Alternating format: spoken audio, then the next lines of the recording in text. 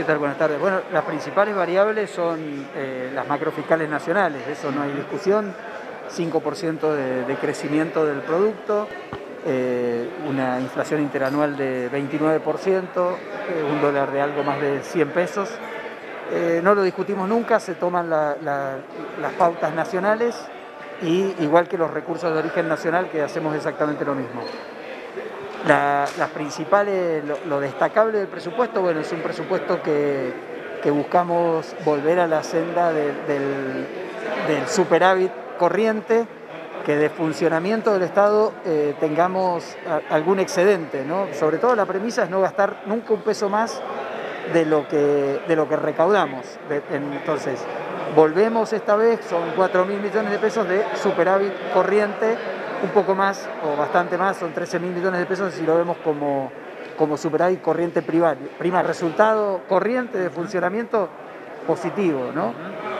Recordemos que en el 19 por recesión se hizo casi equilibrio, 0,1%, pero podemos decir de equilibrio, y obviamente este año, si bien todavía no está cerrado, situación recesión sumada a pandemia, lo comentábamos, ¿no? 33 meses continuos de recesión, muy agravados por los efectos del aislamiento de estos últimos 6 meses. Entonces, el objetivo es volver a la senda del equilibrio. Sí hay déficit total en la medida que ponemos luego el resultado, pero es un déficit total que se financia con autorizaciones legislativas ya otorgadas. Pongo por ejemplo Ruta 82, ya se aprobó hace más de un año, cuando se empiece a hacer se va activando la deuda y se va haciendo la obra, ¿no? Y después, ¿por qué insiste con rollover y endeudamiento la provincia? Porque el rollover es una herramienta que cualquier administración financiera moderna la cuenta. Ahora, algunas restricciones de venta de dólares a las empresas, y el presidente del Banco Central alienta a las empresas a rolear sus deudas. No preguntan si se puede hacer o no se puede hacer. Es una herramienta que es para beneficio de la provincia, así que, por supuesto, tengo la obligación de insistir. Bueno, lo vamos a hablar con la oposición. Tuvimos, creo que, un ida y vuelta de preguntas interesante, con muy buen diálogo y bueno, obviamente, a partir de ahora daremos un tiempo de que se analice el presupuesto, que se estudie. Esto es solo una presentación, pero tiene bastante información y luego vendrá cada uno de los ministros, yo por mi cartera si hace falta, para exponer cada uno el presupuesto y empezaremos las charlas con la oposición. Insisto, es una herramienta valiosa, es una herramienta que le da beneficios a la provincia. Y la parte de deuda, lo mencionamos, tenemos un nivel de inversión pública algo menor que lo que nos gustaría, obviamente con la posibilidad de endeudamiento podríamos hacer más obras. La inversión, ¿A qué irá destinado el endeudamiento, ministro? La inversión, lo decíamos, es fundamental para crecer, ¿no? Entonces, el eje de este presupuesto está puesto, yo pondría 2 pilares centrales. Obviamente, bien cansado, pero el caso COVID, situación COVID, seguimos en emergencia, no hay certezas de cómo continúa en lo sanitario y prevé, así como tenemos la emergencia sanitaria que así nos autoriza, pero un gasto en infraestructura, en recursos humanos, en insumos, bastante más grande que otros años más típicos en lo sanitario. Y luego el componente inversión. Y la inversión la voy a dividir en inversión pública, que es la que siempre hablamos, ¿no? Las rutas, los hospitales, que tiene un 6% del presupuesto está destinado a eso. Tenemos inversión herramientas para estimular, para que el post-pandemia pueda dar beneficios al sector privado, como reducción de alícuotas a actividades que estuvieron muy castigadas durante estos tiempos de aislamiento y que seguramente van a tener un sendero más lento de recuperación. Y luego la inversión en capital humano, ¿no? que tenemos un fuerte componente en infraestructura escolar, va a haber que preparar escuelas para la vuelta a los colegios, a la inversión permanente que se hace, que ya está en el presupuesto.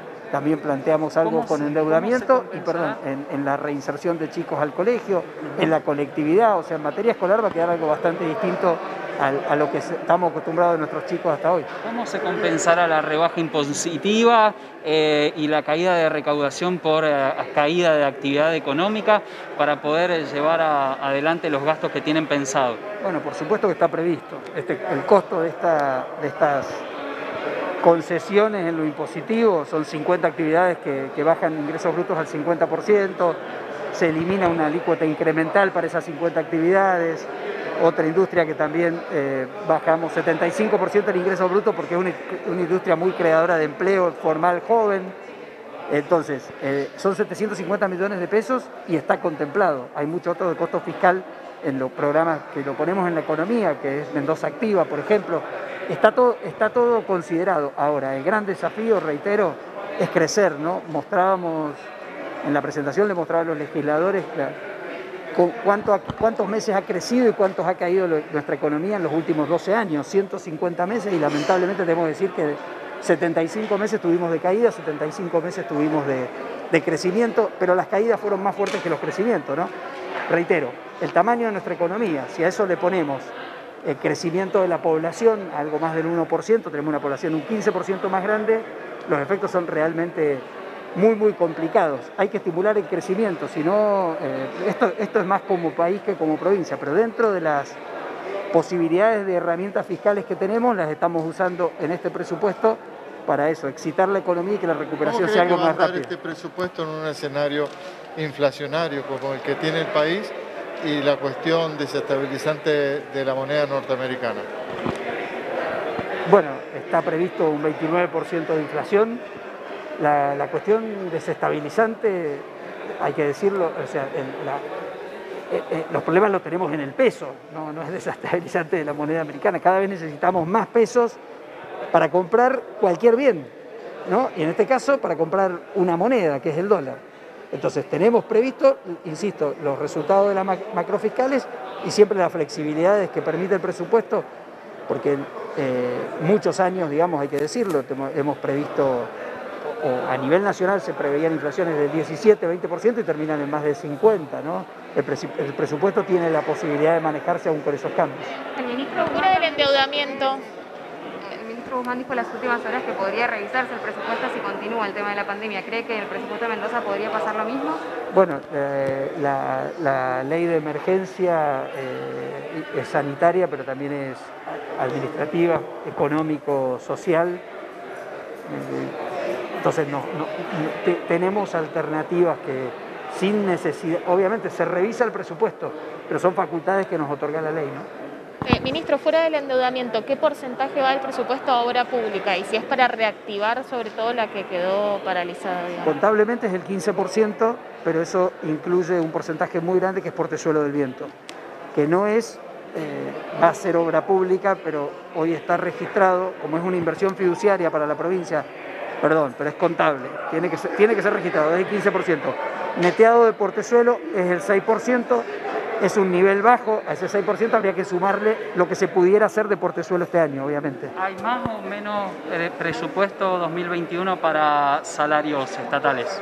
No, el presupuesto, digamos, contempla obviamente con lo que es la inflación, tiene aumento de recursos, tiene aumento de gastos, y en todas las partidas está, pero los salarios estatales se van a discutir en las mesas de negociación con los gremios, que son las paritarias. ¿El que le dijo un senador en el momento de intervenir? Ahí había un error, porque se está comparando presupuesto con presupuesto. El presupuesto 2020, sí, correcto, el presupuesto actual vigente, la realidad que está pasando es muy por debajo del presupuesto en materia de recursos, ¿no es cierto? Entonces, si uno sigue tomando el presupuesto como base, estaría incurriendo en errores gravísimos a la hora de presupuestar el 2021.